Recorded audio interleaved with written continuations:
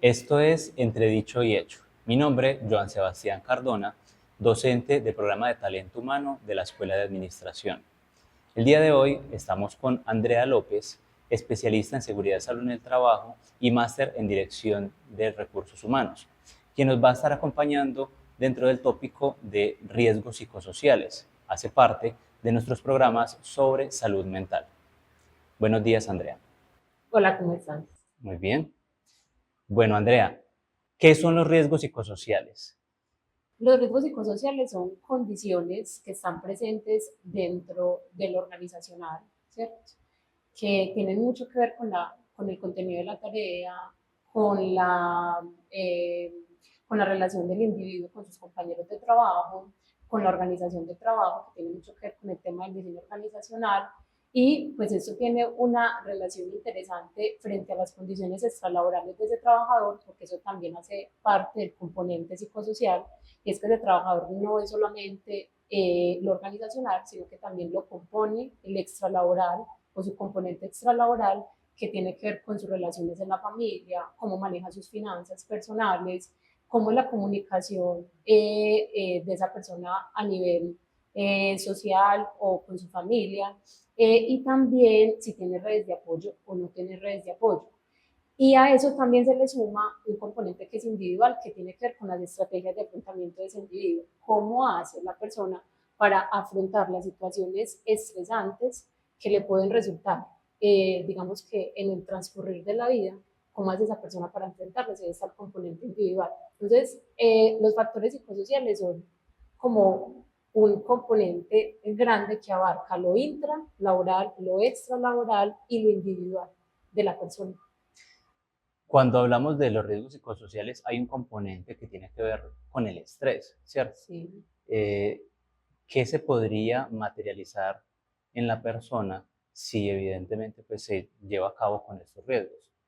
Lo que pasa es que, digamos que el factor psicosocial en sí mismo no es malo. Ujú. Nosotros estamos expuestos cuando estamos laborando todo el tiempo, estamos expuestos a condiciones psicosociales. Ejemplo, las relaciones con el jefe o con los líderes, las relaciones con los compañeros, la demanda de trabajo, la jornada de trabajo, las exigencias de responsabilidad del cargo, el control que yo tenga sobre el trabajo, ¿sí? La autonomía que yo tenga sobre mi trabajo. Eso no, digamos que todo el tiempo estamos expuestos a eso. Cuando eso se materializa o cuando se vuelve un riesgo es cuando aparece el estrés. Y es que esa persona se le empieza a hacer unas demandas externas, que la persona se queda sin el recurso para atenderlas, y ahí es donde aparece el estrés, hablando de estrés Sí. patológico. Ujú. Entonces, cuando hablamos de riesgo, ya no como factor psicosocial, sino como riesgo psicosocial, es cuando una persona está sufriendo de síntomas de estrés, que Ujú. pueden ser trastornos de ansiedad, depresión, episodios de pánico, problemas gastrointestinales, problemas osteomusculares. Ahí digamos que hay una variedad de síntomas, porque sabemos que el estrés pues va a atacar todos los sistemas a nivel fisiológico, psicológico y emocional de ese sujeto que de pronto está expuesto a ese riesgo. Bueno, ya nos damos cuenta que hay muchas consecuencias en torno a los riesgos psicosociales. ¿Cómo podría la organización identificar estos riesgos? A partir del 2008, el Ministerio de Trabajo saca una resolución, que es la resolución 2646, que nos habla de todo el componente psicosocial, y en esa resolución se dice la forma de poder identificarlos. Esa resolución habla de identificación, evaluación, control y monitoreo de esos riesgos. Digamos que son unos verbos importantes que las empresas deben abordar para poder darle gestión a ese componente psicosocial. Entonces, la forma de hacerlo es en esa identificación y en la evaluación, es a través de la batería del Ministerio de Trabajo, que es la que está avalada por ellos, la que digamos que hasta hoy es la única que las empresas deben aplicar, porque no hay, digamos, otra autorizada, solamente Ujú. está la del Ministerio de Trabajo, que incluso hasta hace poco ya se está tratando de que se haga virtual por un Ujú. tema también pues como de reciclaje, y no tener como tanto papel, porque Y además, logística también. sí, y porque además es una cantidad Ujú. de preguntas, sí, Muy que son extenso. más o menos como unas 120 preguntas para unos y otras hasta 130, 140 preguntas. Entonces, hasta hoy pues la van a poner virtual, pero esa es la forma de hacerlo a través de la batería del ministerio. Eso sí, la debe aplicar un psicólogo especialista en seguridad y salud en el trabajo, que ellos llaman un experto. ¿Sí? Te hago una pregunta con relación a eso. Una vez que la organización identifica cuáles son esos riesgos en las personas que están laborando en la organización, ¿qué hace con esta información? Muy buena pregunta, porque muchas empresas solo se quedan en identificamos porque es una obligación, es un requisito, es un estado, porque hace parte también como de incluso lo que pide el Ministerio de Trabajo para poder autorizar que las personas trabajen horas extras, que las empresas puedan poner a sus trabajadores a trabajar horas extras. Entonces solamente identifican, ¿sí?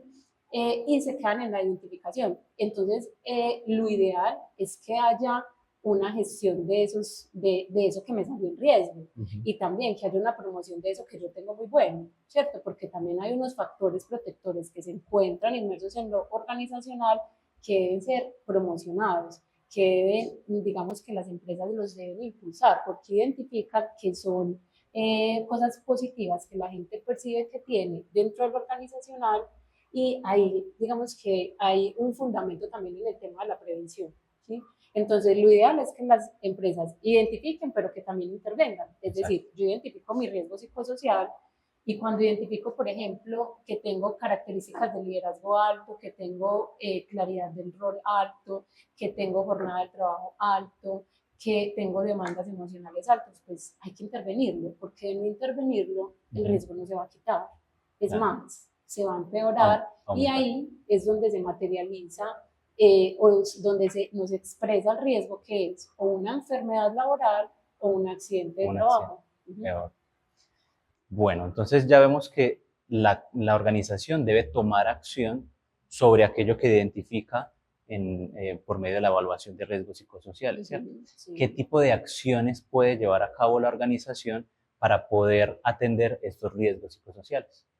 Pues las acciones desde, digamos que desde lo que nos dice precisamente esa resolución 2646, que también ha sufrido, digamos que no es que haya sufrido, es que salen también otras resoluciones como apoyar esa primera que salió, es que nos dice que las empresas deben hacer promoción, prevención e intervención en el marco de un sistema de vigilancia epidemiológica, es decir, que nos ayude a identificar los grupos de especial atención a áreas o equipos de trabajo que nos salgan o nos puntean alto, muy alto en esa evaluación de riesgo psicosocial o personas en las que ya vemos que hay un diagnóstico, ¿sí? Por ejemplo, un trastorno de depresión, un trastorno de ansiedad, un trastorno mixto, ansiedad-depresión, ¿sí? O que ha presentado episodios de pánico y la última resolución incluso nos dice que se deben vigilar personas que están en duelo, personas que se encuentran o que han tenido situaciones de pronto vitales a nivel emocional, personas que estén sufriendo de presunto acoso laboral dentro de la organización, se debe vigilar, ¿sí?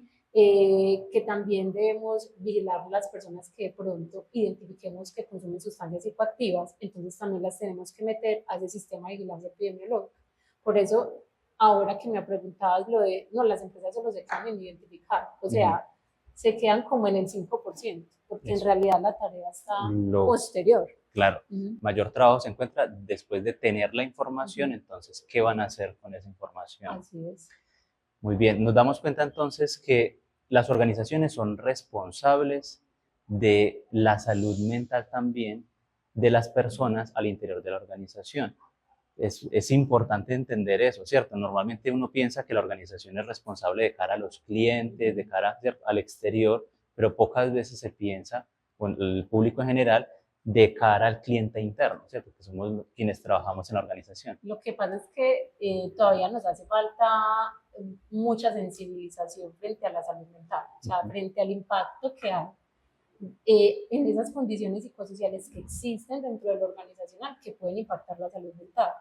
Hoy, digamos que tenemos un camino que ya digamos que hemos ido abriendo, hemos ido caminando, sobre todo los profesionales que acompañamos las empresas en estas situaciones, Y sí, hay una responsabilidad de las organizaciones en la salud mental. ¿Por qué? Porque resulta que cuando tenemos líderes, por ejemplo, que no tienen las competencias para liderar, ¿cierto? O que no son capacitados, no son formados por la organización para liderar, y incluso pueden ser muy buenos en lo técnico, pero su asunto, digamos, su personalidad, sus competencias no se pulen para poder tener personal a cargo. Esos líderes pueden generar enfermedades mentales en los colaboradores. Y ahí es precisamente, hay un dicho que dice que las personas no renuncian a las empresas, sino que muchas veces renuncian a los jefes. Entonces sí hay una responsabilidad, digamos, que de la organización frente a la salud mental. De hecho, hoy tenemos más diagnósticos de enfermedad laboral por ansiedad y depresión que antes. No solamente porque pues antes no teníamos todo lo que tenemos ahora para poder identificar, sino porque hoy nos encontramos en un momento crítico en la salud mental, así lo hemos evidenciado post pandemia. Sí. Muy bien, Andrea, muchas gracias por acompañarnos en este capítulo de Entre Dicho y Hecho. Pues de verdad, es una entrega especial que se está dando de cara a nuestro programa sobre salud mental. Esperamos tenerte de nuevo por acá en el programa. Muchísimas gracias. Espero que la información haya sido buena y que les ayude a gestionar a ustedes también. Muy bien, y esto es todo por hoy. Hasta un próximo episodio de Entre Dicho y Hecho.